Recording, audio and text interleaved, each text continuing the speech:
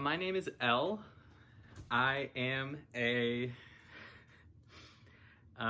female to male to female detransitioner. I recently detransitioned, probably like a month and a half ago, and I've been actively living detransitioned into a woman for like 2 days now. My name is Jack, and I am a female to female detransitioner. When you go into Planned Parenthood, at least for me, I went in and I signed like a little consent form. They didn't really ask me any questions, and they took a blood draw, and then I scheduled to come back for 2 weeks later after the lab results had come in and get my prescription. That was it. So my opinion first on all of that. I mean, it must be nice to just be able to walk in and finally, just say, hey, I want to start hormones now, and then just kind of kick that off. Although I will say that, I mean, with the whole just giving hormones to whoever walks in the door, I mean, I don't think is necessarily a good thing. Imagine how many girls have felt uncomfortable in their female bodies before growing into them and becoming strong, confident women who are happy with themselves. This is how it used to be before dysphoria was medicalized, before women were told they could become men. Medical professionals attributed my dysphoria to an innate identity. The internet encouraged this. My parents didn't know how to respond, assuming that therapists and doctors would know better than to let a 16-year-old make the wrong, life-altering decisions. I regret my double mastectomy more than I regret going on testosterone. Like, if I had gone on testosterone and never had a double mastectomy, I feel like I could almost reverse all of the effects because, my voice will always be deeper and I'll always have the body hair, but at least I would have still had my whole body. But parts of my body were cut off. And when I look at myself in the mirror, I feel mutilated, and I don't mean that to be dramatic. That's just genuinely how I feel. Like, when I see myself naked, it's like when I look at myself from the rib cage down, like the belly button down, I feel like I look like a woman, at least mostly. But when I look at the rest of my body, without my wig on and without my makeup, and when I see my chest, I do feel like I look mutilated, or like I feel like some kind of bad science experiment. People ask me, like, do you regret it? I mean, yes, I regret it. I think it's the stupidest thing I've ever done in my life. I got very active in the trans communities on Reddit, on Twitter, and spent most of my time online. Didn't do anything in real life at all. Really, I didn't have any friends. I didn't go to school at that point. So the only people I really talked to on a daily basis were the people that I talked to online, and that definitely didn't help. I was basically consumed by trans media online, trans content online. So about a year later, I started testosterone, and I was 16. I had been going to a therapist who tried to tell me that she didn't want me to transition. Then I went to a therapist from the LGBT center who told me that she was ready to get me on hormones from day one. I was able to have a double mastectomy because I had one appointment with a therapist who diagnosed me with gender dysphoria. I saw him one time. I believe I was 16 years old. I could have been 15, but I'm pretty sure I was 16. I don't know. We must have talked for only like 45 minutes or something like that. And he diagnosed me with severe depression. I still have like the diagnosis paper: severe depression, severe anxiety, and gender dysphoria. And that was a piece of paper that allowed me to go on testosterone, and that was the piece of paper that allowed me to have a double mastectomy at 19 years old, 18 years old. I mean, like, when you go to the doctor and you want to get like a medication for something, they don't just give it to you. You know, like they want to make sure that you're taking the right thing to help your specific needs. So with Planned Parenthood just kind of willy-nilly, you know, just almost handing out hormones like candy to anybody who walks in the door, you know, regardless if you're actually transgender or not, or just confused or whatnot. I mean, I feel it's almost disrespectful to people who are actually transgender. I mean, like, 'cause like they're trained medical professionals. I mean, shouldn't they be asking you more questions and like taking more care to give you what you actually need? I mean, that can't be good for the transgender community in general, anyways. I mean, because I mean, when you're just handing out hormones to anybody who wants them, I mean, you're bound to be giving it to somebody who shouldn't be taking hormones, like myself or somebody else who detransitioned. I mean, the more people you just hand it out to, I mean, that's just going to mean more detransitioners down the line. Somebody quoted my tweet and said, to any women out there, how did you feel about your body when you were 14? Were you comfortable in it? Why are we encouraging teen girls to believe their bodies are wrong? Somebody says, very uncomfortable in my own skin, hated my periods, wanted to be a boy because they didn't have to go through that every month. Very happy to be a woman now. Hating your period is such a universal female experience that is not talked about. Women have been feeling like this since the beginning of time, I feel like. I feel like teenage girls, especially like in this generation, are being told that they can opt out of this, of all of this. Of womanhood, of expectations of society, looking a certain way. You can just opt out by changing the way that you identify. There are so many young teen girls right now who are identifying as men because of this. So many young women who don't want attention from men, who don't want to deal with growing into an adult woman because of everything that you're told that means. You can just say, no, I'm not a woman, I'm a guy. I had this surgery. Well, actually, let me back up. I had the consultation, and my mom drove me to have the consultation, and I probably saw the surgeon for maybe 10 or 15 minutes. Basically, what happened was he walked in, my shirt was off, it was extremely uncomfortable. He touched my breast, he looked at my breast, we took photos, like one facing to the side, one facing to the front, and then he was like, okay, we're good. And I didn't see him again. I just saw the nurses and anesthesiologists, and they rolled me back and put me under, and when I woke up, my breast was gone. And I remember waking up and being in extreme pain. The feelings of dysphoria were never there until I started having sex with a woman. And I think that should have been a big red flag for me, but I just didn't know. I wasn't aware of what the criteria that should be met for someone to be considered transgender. And so when I came out to my mom, she was like, well, are you sure? And I was like, yeah, even though I don't think I was sure. I remember laying in bed and being like, well, am I sure? I wasn't. But I was so stubborn, such a stubborn person, that once I had decided on something, like once I decided like I am trans, I was like, well, there's no going back and this is what we're doing now. But the thing was like I couldn't reach for a plate in the cabinet to feed myself without the pain, or like it was really hard for me to take a shower by myself. Like I really needed someone to help me. And for a little while, like they were willing to help me, but then after some time, you know, maybe like the first week, it kind of seemed like they were really irritated. So I had a really, really difficult time, and I was out of work for 6 weeks, and I could only sleep on my back. And I remember not feeling anything. I did not feel happy about having a double mastectomy. Like, I don't want to say I felt sad about it, but it was more like I didn't feel anything.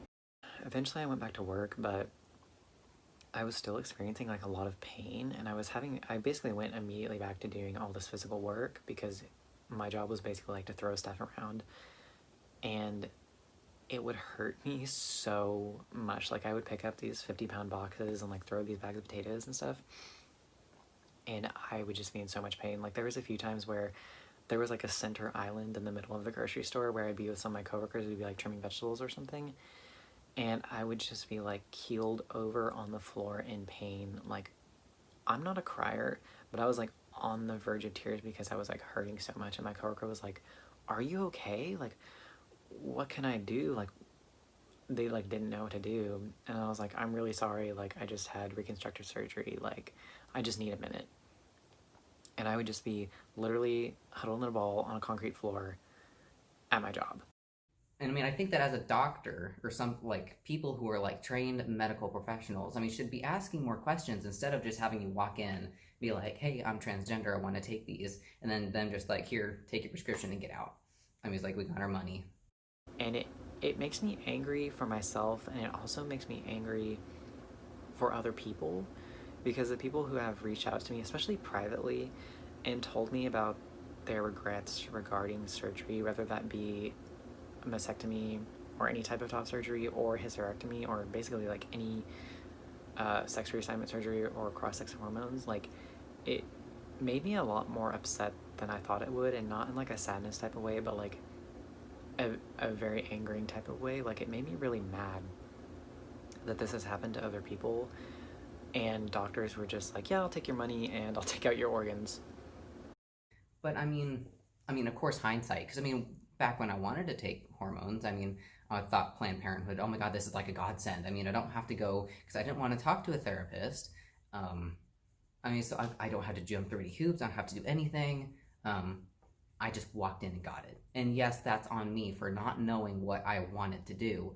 But I also feel like if it wasn't just as easy as just walking in and signing a form for something that permanently changes your body for essentially the rest of your life in some aspects, I think, like, if it wouldn't have been so easy for me to just walk in, I don't think I probably would have transitioned, because I think the longer I would have thought about it and given it more time to think and given it more consideration, I think it may have played a part and may have influenced me transitioning at all.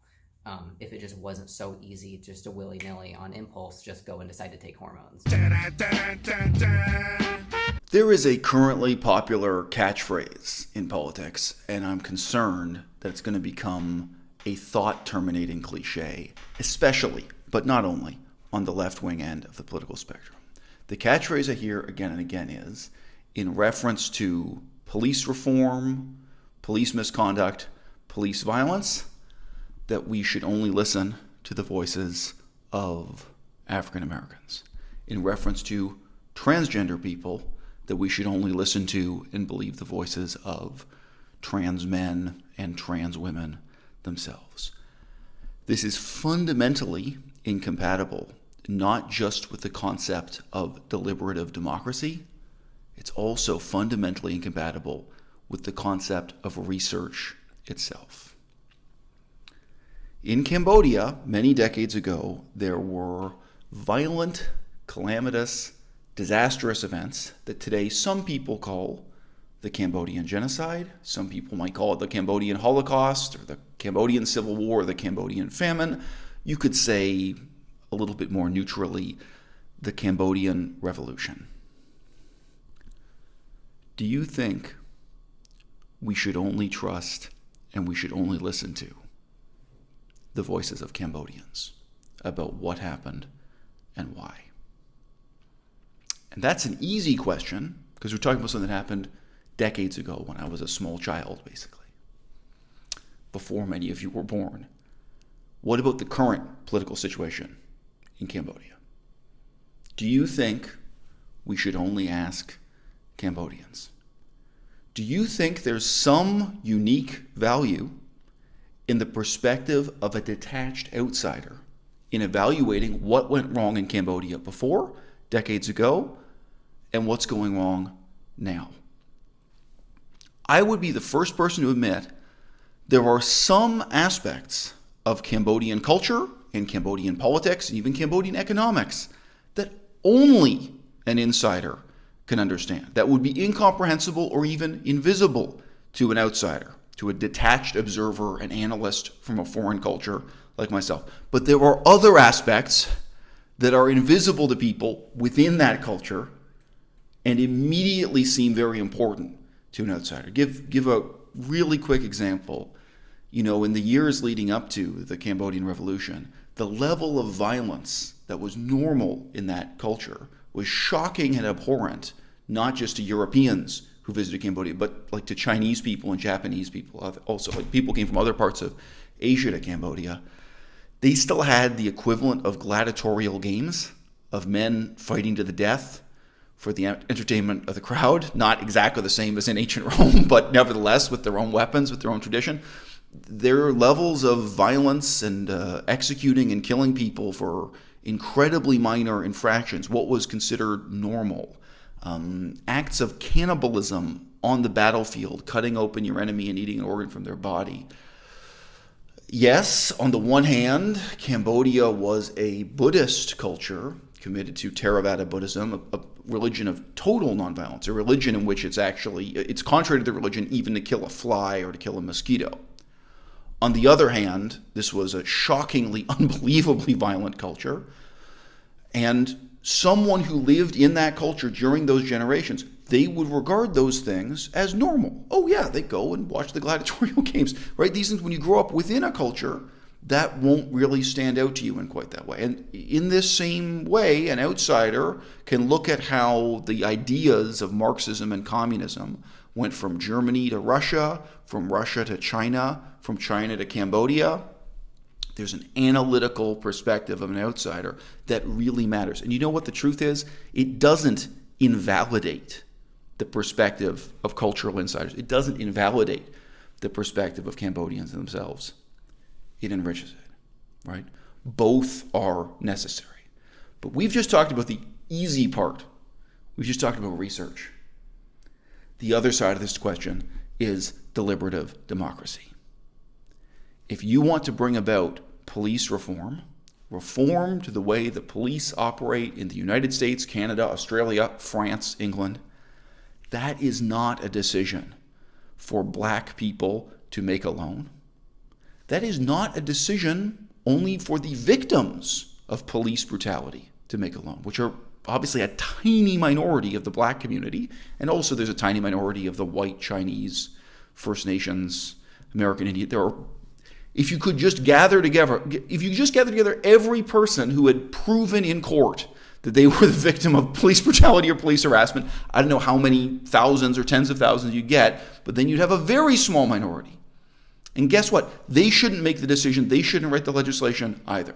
If you actually believe in research, I know it sounds ridiculous to say, but this is a real question.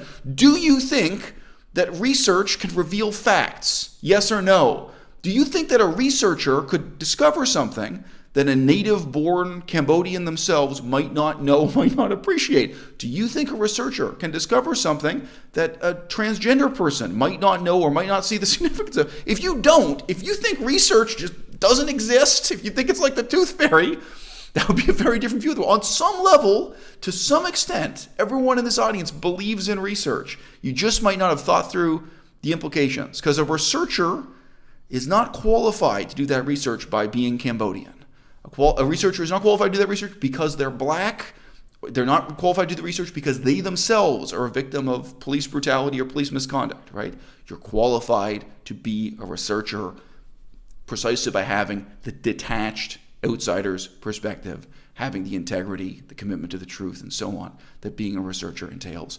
And again, I can sympathize, but obviously, if you are yourself personally the victim of police brutality, the police kicked in the door of your house and killed one of your children or killed your husband or wife, nobody expects you to have the detached perspective of a researcher, right?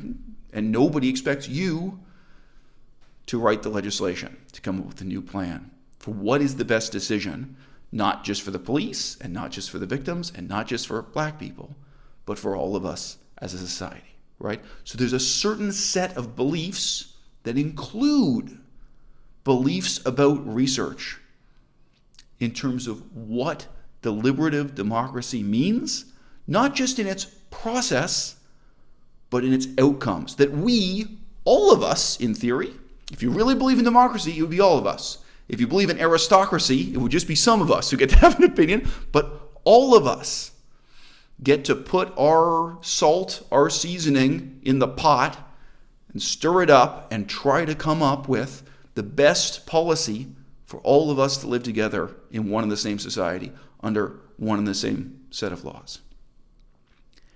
If you really think it's inappropriate for a detached outsider to have a perspective on and to be advocating new laws and new policies on the hormone replacing therapy, the drugs given to transgender people, riddle me this. Do you think that only professional athletes should be allowed to vote on whether or not they get to use exogenous testosterone, steroids, or other performance-enhancing drugs? Do you think there's a decision to be made there that's not just what would be convenient for the athletes themselves?